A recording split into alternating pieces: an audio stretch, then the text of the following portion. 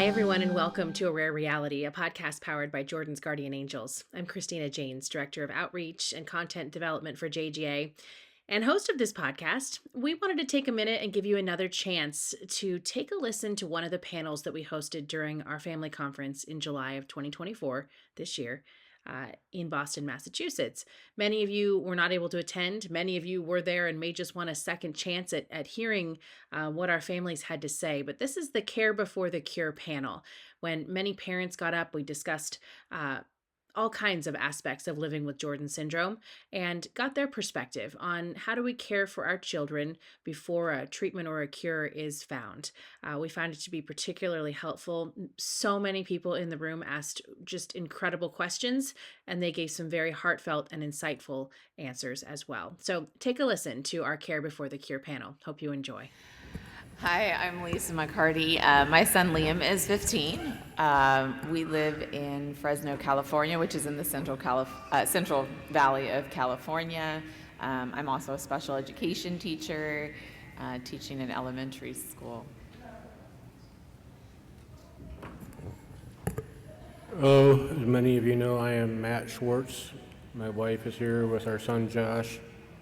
You've probably seen him running around the hallway giving fist bumps to everyone.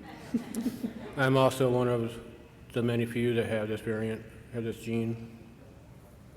So far I've lived 43 years and we live in Ashtabula, Ohio. It's a long driveway here. I'm sure you guys have driven a lot more further than I have. My name is Elena Goloborodko. I'm a mother of Anastasia. Anastasia is 24. We were diagnosed about 10 years ago.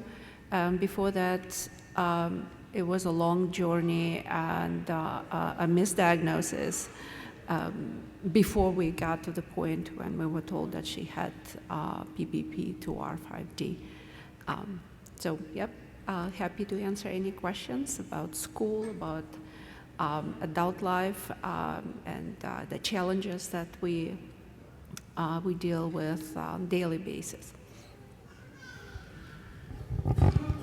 Hello, I'm Adeline, and I'm Adeline's mommy. We come from Belfast in Northern Ireland, and Adeline would be 30 this year. And I'm willing to answer any questions if I can help anybody at all. I'm Isaac Elliott. I am Emmett's dad. Emmett has the PPP2R5C variant, and my wife Sharon out there is in the audience. She's also a special education teacher. We've been working primarily on behavioral and epilepsy have been two of Emmett's biggest challenges. So any questions along those lines, happy to answer. I'm Randy Halverson, mom of Jessica Bates. She's 27. She's the youngest of 5 children. We're from Pennsylvania, and I am not only her mom, but her biggest advocate. That's for sure. Lots of great advocates here on this panel.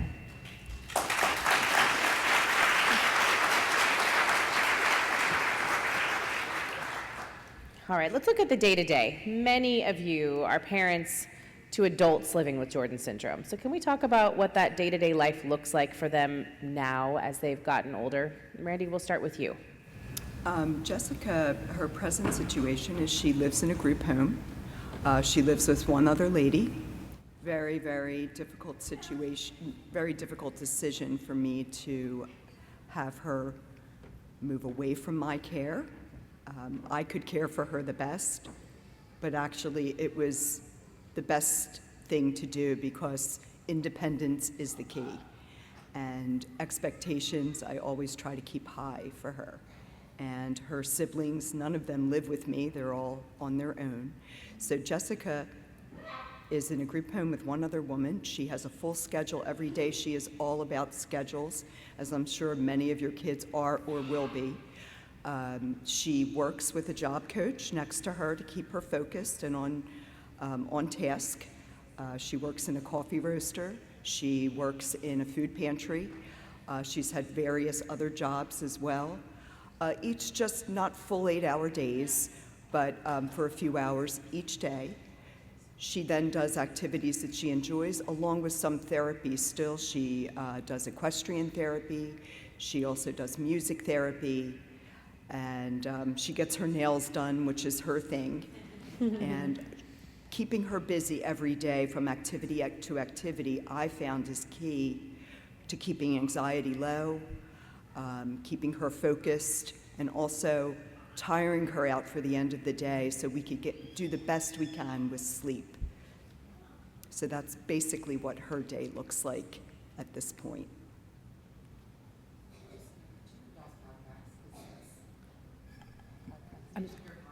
Oh, yes. If you have not heard it and had a chance yet, Randy and I sat down for a podcast for A Rare Reality, and it's very honest, very raw, very, very important messaging. So if you have a moment, please take a minute, take a look at it. It's on our website. It's on many of the platforms that you can listen to your podcast on. It's also on YouTube for translation services as well. So take a listen, because it's so important, and it will bring you a lot of new insight as well. Randy, you were incredible. So Adeline, let's talk a little bit about Adeline and find out about what her daily life looks like. Adeline has left school from the age of 19. She goes to daycare every day, 9 to 3. And unfortunately, where we live, there are no services. It stopped once she left school. They don't give them services in daycare as such. She thoroughly enjoys going to daycare, and they do keep her busy, doing different things. She's on a one-to-one, so she doesn't like to be in too many large spaces with people in it. But the whole thing is to try and tire her out so that she does sleep every day, every night. She can be very challenging. She does have challenging behaviours at times. And that's when I've found it harder as I've got older. Adeline will be 30 her next birthday, and I'll be 60 my next birthday. And as I get older, I'm finding I can't cope with Adeline as well as I used to be honest. We're thinking along the same lines of letting Adeline go somewhere. We can still see her every day, but somebody else looking after her for us. But with Adeline having such challenging behaviour at times, we're finding it really, really difficult, because everybody wants the normal disabled person, unfortunately, the easier to cope with. And whenever you see Adeline on printed paper, she looks a total nightmare. And she's not really, if you sort of read between the lines and learn her wee ways, it's so much easier, but it is, it's my main worry is what happens to Adeline whenever I'm not here anymore. So I think it is any special needs parent. And I think it's a conversation that many have had or will have and continue to have on a regular basis. And I know it's not a decision that's made lightly. Can you speak a little bit to your plans for the future? Hopefully, we've got funding through for Adeline to have a full-time one-to-one, but it's so expensive, so it is. It's, like the one, we did turn this one down, but it was £4,200 a week. Mm-hmm. A week. And it didn't really fit in with her, if you know what I mean. It was somewhere for her to go, and they would have took her okay, but it wasn't offering her a good sort of balanced life as such. I want her to be able to do the things that she can do at home, and somebody just to be there for her. So I'm finding it very, very hard to get somewhere that I would be happy for her to go. Right. So, We'll come back to that, because that's part of the broader conversation this afternoon too. But Elena, talk a little bit about the day-to-day. Anastasia is at home with us, and I guess I've heard this, and you all did throughout the conference. It depends a lot on where you are in the moment and where you live in this world, what resources are available to you. We are extremely fortunate to be New York State residents, and we have a variety of resources and programs that provide really solid support for Anastasia and for our family, to give us respite, to ensure that Anastasia has very active lifestyle. This program is called Community Habilitation, and it's chosen by us, by parents. We have support, daily support from the agency, and this individual takes my daughter to all the activities. She has a very active day, like echoing Randy here. We try to keep it planned, and she's all about planning. She has a planner where we write down where she's supposed to go. She has her therapist throughout the week. She has a gym, a personal trainer.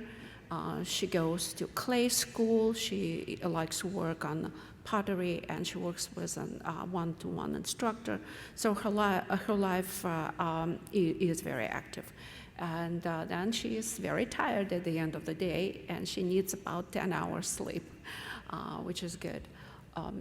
She likes to be in the community. We live in Ithaca. It's home to Cornell University and Ithaca College. Ithaca College has a wonderful resource. It's called a social skills program, where kids with various difficulties like speech, for example, or social skills where they need intervention, they get together, and students who are becoming future speech pathologists, they work with them.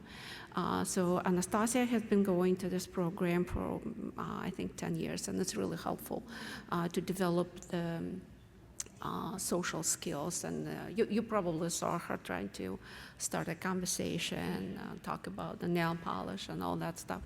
So I think it's all the results of this, of having these resources available to us. And again, I guess we're just very fortunate to have these opportunities in her life. Matt, to you now, you're currently living with Jordan syndrome, and if you have not heard Matt's podcast either, it's worth a listen. We talked a lot about what day-to-day life looks like, and one of the things that we touched on, Matt, was what you're doing differently now for Josh than you had done for you when you were younger. So can you talk a little bit about that, like what you wish had been done differently for you as well, and what you're doing now for Josh? There's not much. We're doing a lot more now. Is back in the 80s, they didn't know what this variant was. It's a lot different now. There's all this research team is out here researching, and they're making headways. Josh now has I don't know how many different therapies. He's in a lot of therapies, and he's improving a lot. If you just get behind your kids and encourage them keep on fighting through everything. One of these days, they're all going to get up and surprise the crap out of you guys. They're going to get up and walk, and they're going to dance, give you fist bumps, and tire you out when they're running around the hallways. It's true. It is true. He has endless energy. I don't know where he gets it from. Not from me. But Matt. it's a good experience. Knowing that my mom and dad knew that I had something wrong with me, but they didn't know what it was, because they didn't have the team like we have now. We've got an awesome team behind us. Take that on and keep working on the research, guys. We need this. Yes, please keep going. Quickly, before we move on to school choices, if you do have questions, please take them to the end of the aisle or hold them up. Carol's going to come around and pick them up so that we can get to those as well. So let us know if you have some out there. Lisa, as an educator yourself, how did you make the decision for public versus private school? So we live in California, and California has some of the best, I think, in the nation as far as services available, including in public school. For us, it was an easy decision because I worked at the same school that Liam attended. So I knew who he was with, his actual paraprofessionals, his teacher. I could check in. They would pop by my classroom and give me information. So that made it an easier choice for us than I know that a lot of people have. Private school options are very far and few between where we're at. There is ABA therapy centers, but most of our students, and Liam did this as well, we actually had in-home ABA that came to our house after school hours. And then there's some centers where students will go. So they will go to the public school, and then they go to ABA therapy a couple hours a week after school. So that was our journey. So a little bit of private if you consider the ABA portions, and he was in ABA therapy for about 5 years. That was not offered through the school system, but we have regional centers, and our state pays for that. So we were well funded for him to be able to get those therapies. Lots of decisions to be made. Questions are coming. For parents of young ladies, how do you approach adolescence? Randy, I see you nodding. Adolescence was, for Jessica and for myself, for me, I was anticipating something really big to happen. She was going to have a big seizure, or something was going to be earth-shattering. But when she started her cycle, it was not a big deal for her. It was a bigger deal for me, and she dealt fine, and we got through it. However, going along with that, for girls, what I find personally with Jessica to this day is the week before her cycle, we have a lot more challenges, just like any other lady would get premenstrual, she does, but she doesn't have the same regulation abilities that we do. So her behavior gets a little unfiltered during that time and a little more challenging. She gets a bit more anxious. If she's going to have self-injury, which she does occasionally, it's always right before her period starts. If she cries, it's right before her period starts. So in that aspect, moving from adolescence to where she is now, those challenges continued, and no real medication combination seems to help. We just deal with it. I talk to her, we know what it is and what to expect. It is a bit of walking on eggshells for me because I hate to see her being so upset. But some months are easier than others, just like with any woman. So that was our biggest experience with adolescence. Anyone else want to chime in on that? When Adeline was 10, she had her first main big seizure, and they think that it was because she was starting her cycle. About a month after, right enough, she did start her cycle, and the seizures lasted for 4 years, really quite bad ones. And thankfully, they have stopped since then. So from she was 14, she hasn't had any seizures as such. When she has her period, the week before, she would be very irritated and heady out, and you kind of know just to take that step away and sort of, it's sheer frustration as well with her not having any speech. You can sort of see it all building up in her, you know. She doesn't really, she gets a wee bit lethargic in that the week that she does have her period, and she would be a wee bit lie-abouty, and we give her extra chocolate as you do, you know, so sweets. But it doesn't affect her day to day, you know, sort of. It's not a big major thing. She just goes through it and she's happy enough. So Okay. We want to talk about planning. We have a question about planning, but I want to get to you, Isaac, really quickly because you guys made a very difficult decision to move your family across the country. You made a plan to make a change, to change the way that you were able to receive some assistance for Emmett. Can you talk about making that decision and why you made it and what that's like for all of you? Yeah, absolutely. And I don't think I mentioned Emmett's age. He's 15 when I introduced. So yeah, we were in the Northwest, and we're on 2 waiting lists, one for Monroe Meyer in Omaha, Nebraska, and the other one was Kennedy Krager in Baltimore.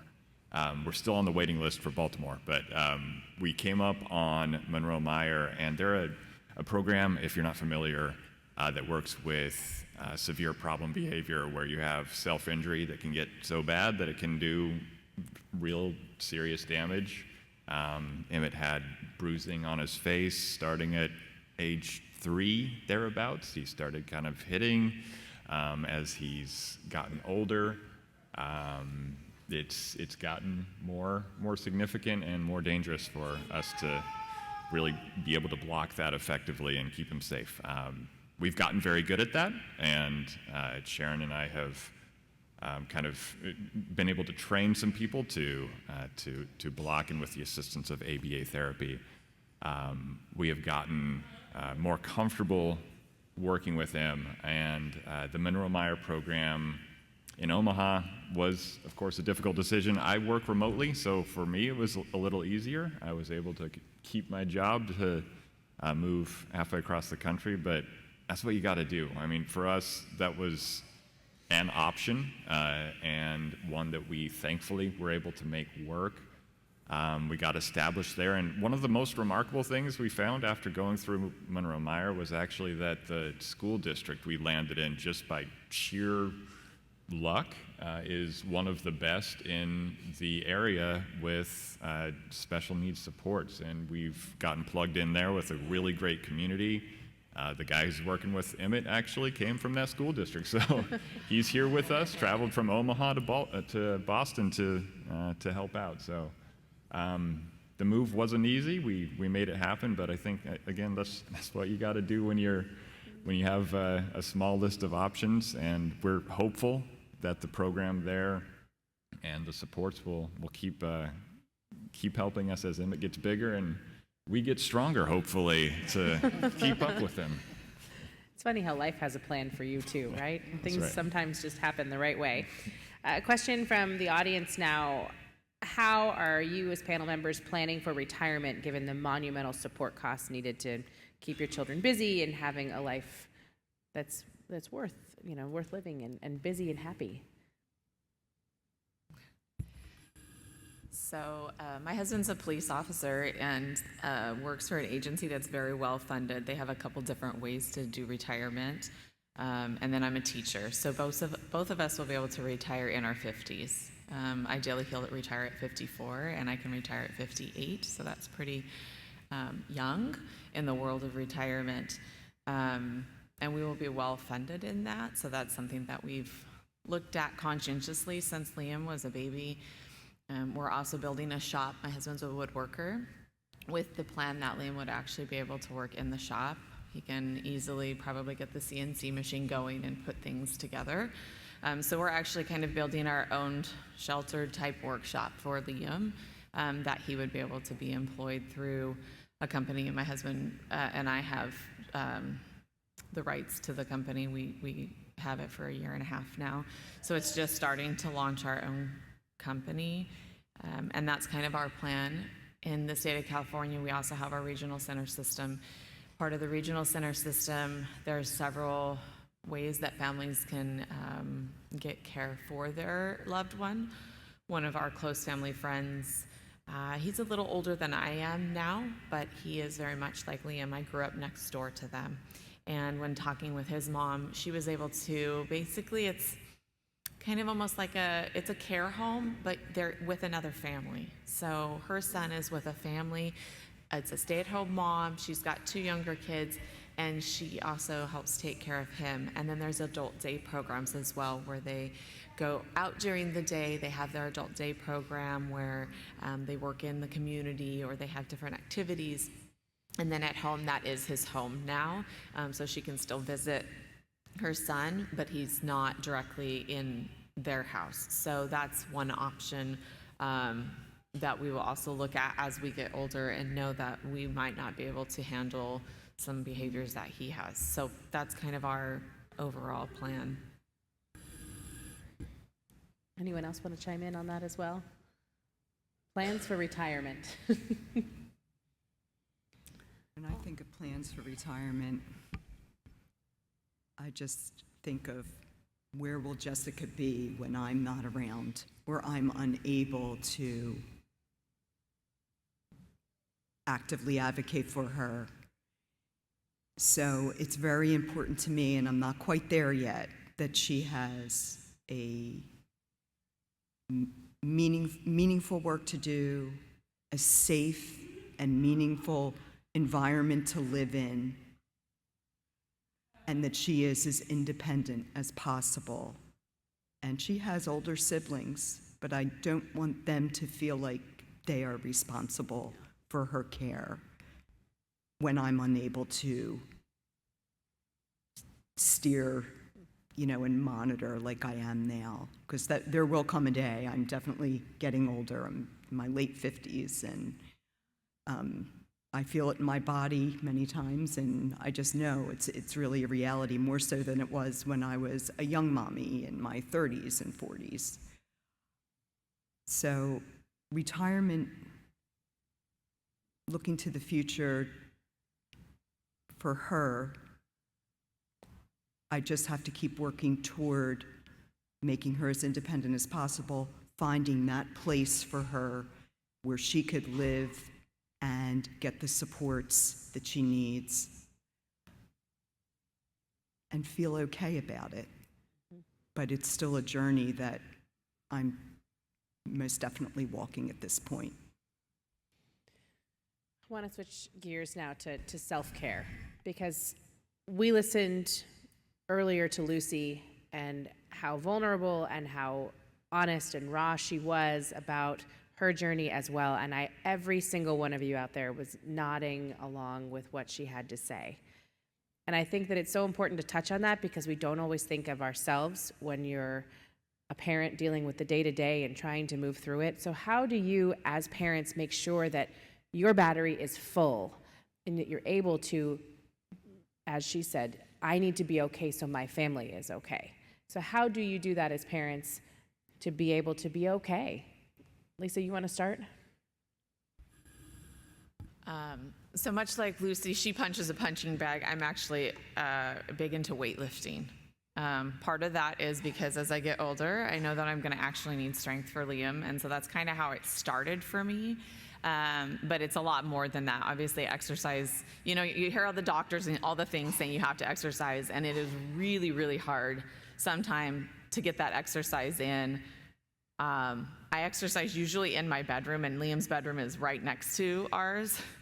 And I'm literally listening to him scatter all of his toys and do all of his things, but I have had to teach myself that 30 minutes is mine, it's worth it, and I'm going to do that even if he is scattering all of his toys, because we can pick those up in like 5 minutes when we're done. And I know where he's at. So that's my biggest piece, has been exercising and making sure that I'm eating right. I literally track it because I know if I don't track it, I won't actually know what I actually did throughout the day for myself. So that's how I take care of me. Matt, how do you take care of yourself? That's an interesting question. How do I take care of myself? You guys got just, as much your kids, you guys know with your kids, there's not much sleep involved. But I get up in the morning and 5 o'clock wakes up, I have to go to work and let my wife deal with the tantrums and all that kind of fun stuff.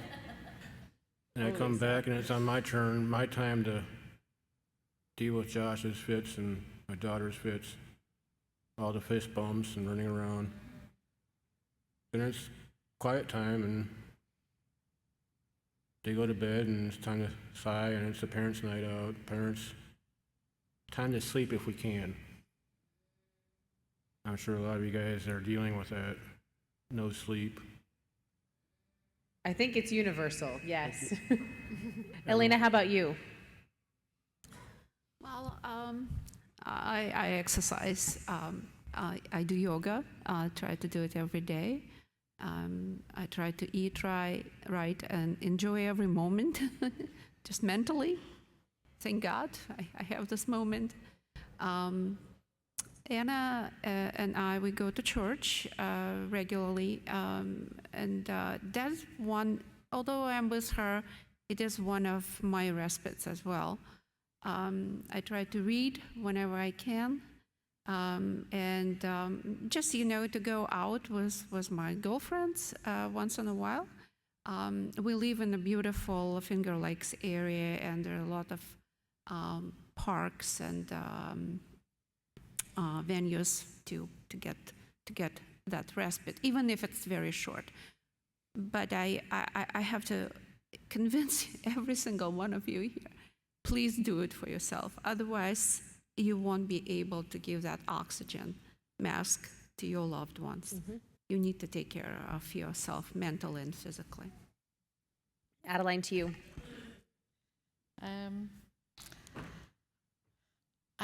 I would advise everybody to take respite when they can.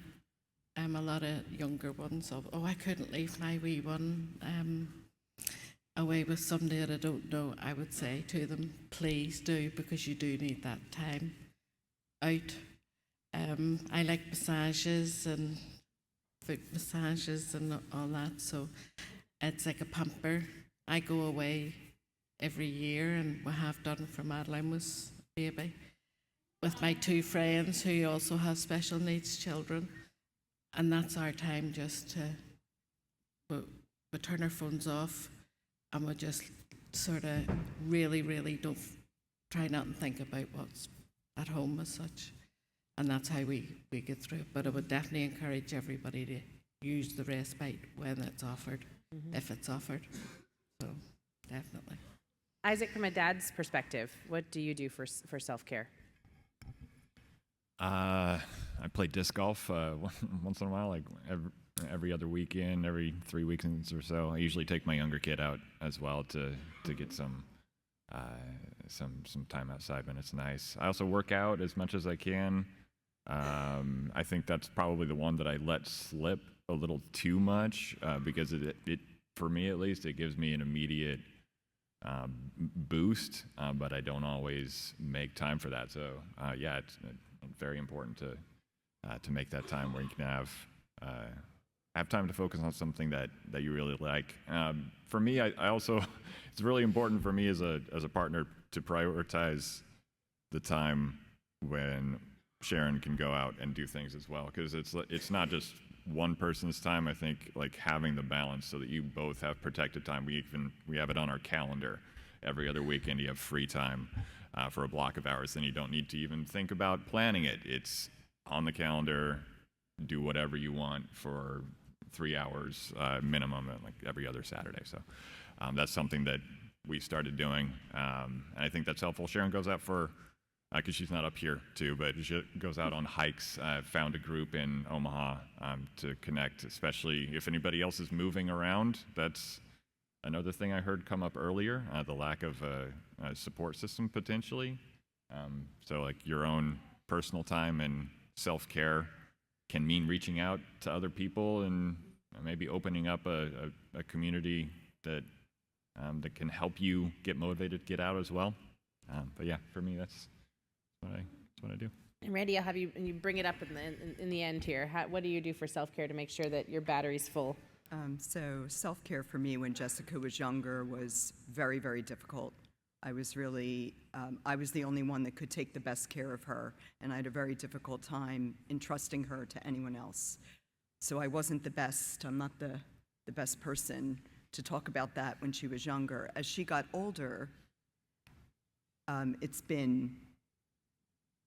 I have to be very mindful, because even though she does live in a group home, she does come home every week. I do have to be mindful, and I'm involved in her everyday life very much, that I do take time to read, even if it's just 15 minutes a day, to do something for me.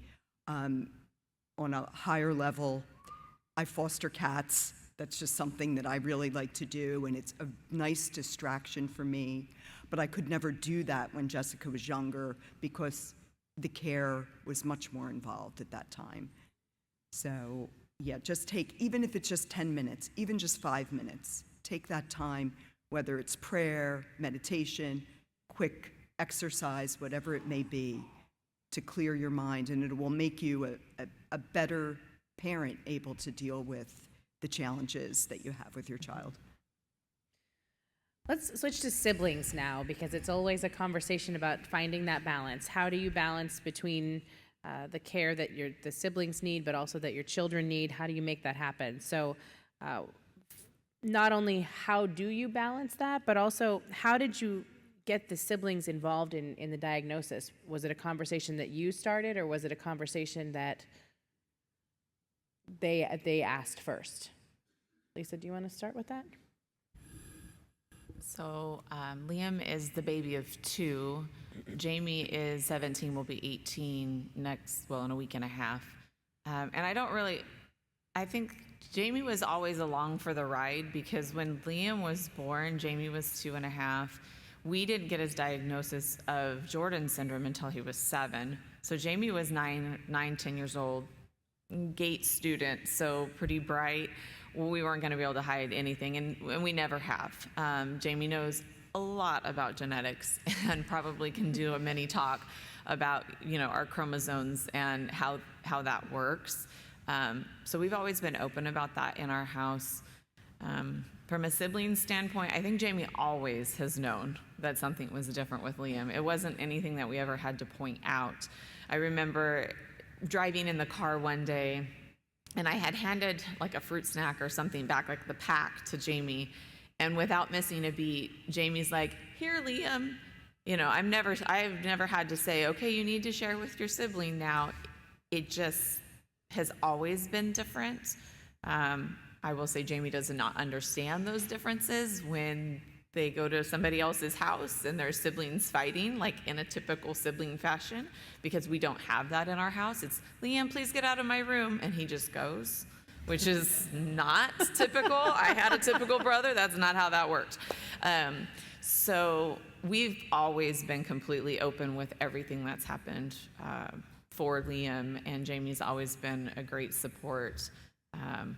Much like the others have said, we try to make sure that Jamie knows that Liam isn't, I don't want to say burden, but we try to make sure the responsibility lands solidly on us, unless Jamie is wanting to help in some capacity with Liam. Isaac, can you speak to that as well? Yeah, for sure. So Emmett has a younger brother. Sebastian is 9. And I think for us, one of our challenges is figuring out how to get them to connect organically in a way that works. There's, as I'm sure some people have experienced, dropping Sebastian off at school. He's concerned with what his classmates will feel, and that's kind of where he's at right now. But I also recognize that it's his life, it's his brother's life as well, so those things will change over time. And as others have said, making sure that Sebastian is empowered to help and to play. He's done SBT sessions, so like ABA therapy session work with Emmett in a way that actually has worked out really well. He's been able to be involved and feel like he can do something without being necessarily a burden to him, that he feels like he has to do this. But like go grabbing things like that. Those little interactions have been, I think, what we've been focusing on bringing in there, and we know that more will come later. The Sib Shop this afternoon, for instance, like that was great 2 years ago in New York, and I'm really looking forward to it for Sebastian because there's a lot of really good stuff happening there. So yeah, that's what we try to do, and try to support that kind of, connection wherever possible. Yeah, absolutely.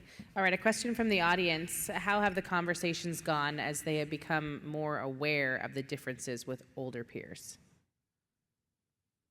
Anyone want to field that one? Elena? Mm-hmm. Our so we have two children. Our son is 35.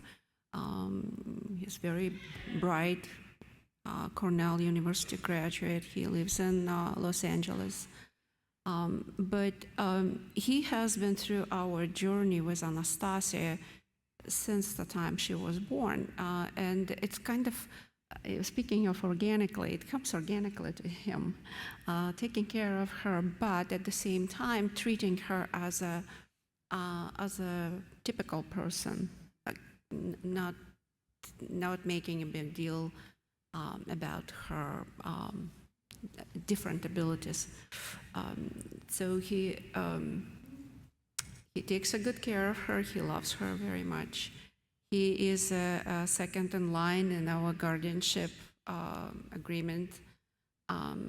So speaking of retirement or when we are not around to take care of her, he will be her caregiver.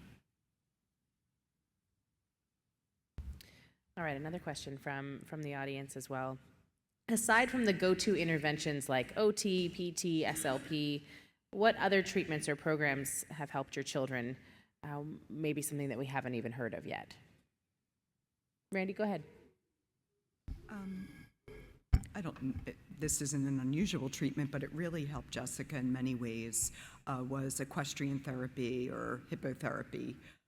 Horseback riding has really been a wonderful way for her to increase muscle tone when she was younger, really helped her trunk and hold her body steady, helped with her balance, but she was always afraid of animals, and she still is. So to be interacting with a very large horse from the beginning, she wouldn't even go into a barn.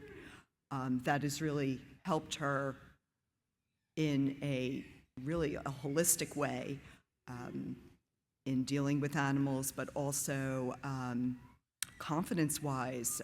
It's amazing when I see her now. She lays down on the horse, and her therapist has her doing all kinds of things, hitting the number.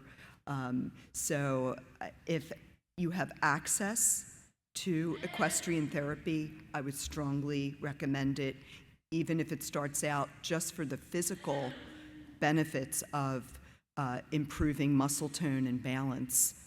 There'll be more benefits that your child will reap from that. And couldn't lift her head off the pony it was, and the very first day, and the time she'd finished, she was able to sit, and she had such a core, and even to this day, it has benefited her big time, so it did. It was one of the best therapies that she ever went to. Mm-hmm. That and hydrotherapy as well. And we've been, I've tried oxygen therapy, which didn't really work. And so over the years, we've just tried different things that have come up, and some work and some don't. So you just put it down to experience. But she definitely, it did change her life, was the pony riding. Mm-hmm. It definitely helped her. How did you explain Jordan syndrome to your child with Jordan syndrome? We didn't really. Adeline is just who Adeline is, if you know what I mean. Mm-hmm. She's two older sisters, and when they were young, they always just knew that Adeline was different, and they didn't have any problems at school. They just accepted that Adeline was Adeline and wouldn't let anybody say bad about her, if you know what I mean. So I always defended her. And I've 4 grandchildren, and they've grown up as well. That's just the norm, and they didn't make any difference at all. They just, they knew she was different, and they knew that they had to be careful around her and that, but they just treat her as Adeline, so, which was nice. I love this question. I think it's so important. What advice or encouragement would you give to new families or those of us with younger children? As a mom, we often like to guilt trip ourselves into everything that we do or don't do. And so my biggest advice would be give yourself a lot of grace. You're doing an amazing job, whether because we judge ourselves most harshly. That's what my experience has been in the special education world, and as a mom. So giving ourselves a lot of grace and a lot of credit, really, for the amazing things that we do each day. Try to find at least a few positive things that happen, because there's so many days where it's really easy to go down that negative rabbit hole. But I guarantee if you sit down at the end of the day and think, okay, what's at least one or two positive things that happened today, there's some really amazing things that our kids do throughout the day. And those little things will make the difference and will kind of carry you on the really tough days. What other pieces of advice? Because I think this is so important. The encouragement from all of you who have been there is so important, especially for our new families. I would encourage everyone, every parent, to mainstream your child with PPP to our 5D or another variant. Mainstream as much as possible. Have them in the community, and don't apologize for anything, for any behavioral, anything that your child might say or point or something, some odd behaviors others might see. Don't apologize for that. And I have to say, yes, give yourself a lot of credit. You're doing an amazing job. I'd love to reinforce the don't apologize thing. I definitely struggled with that at the start, and I would say only maybe recently I've gotten a little more comfortable when Emmett's making sounds or if something's happening, just like that's him. That's part of what he goes through just to be able to exist in the world, and he's doing a lot and has been through a lot. So like recognizing that's been very helpful. The thing I'd hit on is advocating. Obviously, everybody here is advocating in one way or another, but like being able to step into a room, whether it's with medical professionals, educators, whoever it is, and you are there representing your child in a different way. Even if you're new to this, like you're still the expert on your kid, and you can bring real information that is helpful to whoever you're talking with. Wendy hit on it yesterday as well. I wanted to highlight that the way a lot of the researchers look at what parents can provide extends to those conversations with educators and other medical professionals. So they need that information from you. Don't be shy. Tell people what your kid needs. I would say go with your gut. I've sat in many a doctor's surgery and she won't do this, she won't do that, and she'll never do this. And I just picked her up and went, well, we'll see. And that was it. I walked out, and that was the best thing I ever did. And I would never, ever let anybody sort of bombard me into doing anything that I didn't think was right, because I know her better than they do, and that's the way to go. Absolutely. Yes. I have one more that I was thinking of, and that is the comparison game. We like to try to play that. We do that with all of our children. We do that as people, but that is my number one thing that I had to squash really fast when he was little, because it made me a negative person to say, well, great, look, that child's doing X, Y, Z, and Liam still isn't. So if there's one like big thing that I personally, and I still have to do it to this day, I don't compare him to anybody else. He's just Liam. And let's do this down the line. We only have a couple of minutes left, so I want to hear, what's the one takeaway that you want our families to hear today? I think that that's so important. Don't compare, because it doesn't do anybody any good in the long run. Matt, what's your one takeaway? Probably the one thing that I would leave with you guys today would be to treat your kids just like their brother or their sister. They are they're living human beings, even though they can't talk or walk. Treat them like you, treat them like you love them, like you're normal. I know there's a lot of kids here that can't walk and talk, and